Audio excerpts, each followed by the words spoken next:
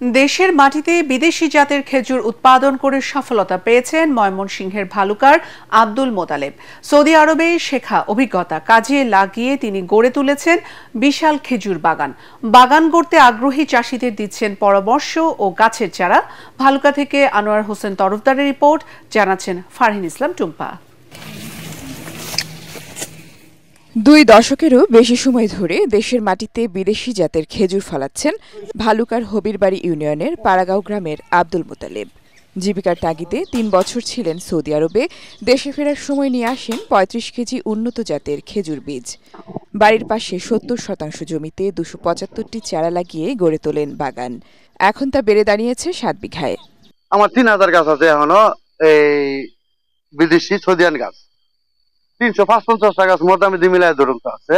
এই মধ্যে আমি ধরুন তো বিক্রি করেছি, আমার টার্গেট হলো এই বছর 200 গাছ বিক্রি করলে সামনের বছর আরো 200 গাছ বানাইছি। এটা ক্ষেত্র জায়গা আমার জায়গা নাই, এত এটা বাড়াবার পেতেছি না, যার জন্য আমি এইভাবে খেজুর ধরাটা বিক্রি করলে আবার একটা লাগাই।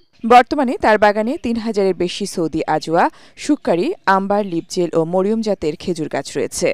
আজোয়া বিক্রি হচ্ছে কেজি প্রতি 3000 টাকা, শুক্কারি 1000, আম্বার 2500, লিপজেল 4500 ও মরিয়ম 600 টাকা কেজি দরে। খেজুরের পাশাপাশি বিক্রি করেন চারাও। কাটিং চারা 15,000 থেকে 2 লাখ আর বীজ চারা 500 থেকে 10,000 টাকা দামে বিক্রি হয়। তার কাছ থেকে বীজ আর চারা নিয়ে অনেকেই গড়ছেন খেজুর বাগান। আমরা আগে বাণিজ্যিকভাবে খেজুরটা বিক্রি করতাম না, কিন্তু এখন আমাদের ফলন অনেক বাড়ছে। ইনশাল্লাহ আমরা আগামীতে 26 সাল থেকে বাণিজ্যিকভাবে খেজুরটা আর কি সারা বাংলাদেশে দেওয়ার শুরু করতেছি। এই আশপাশে বাড়িতেও খেজুর নিয়ে দিয়ে আসে। কৃষি মন্ত্রণালয় যদি এই ব্যাপারে সহযোগিতার হাত বাড়িয়ে দিত এবং এগিয়ে আসতো, তাহলে এই বাংলাদেশে সৌদি খেজুর চাষটি সম্প্রসারিত হইতো।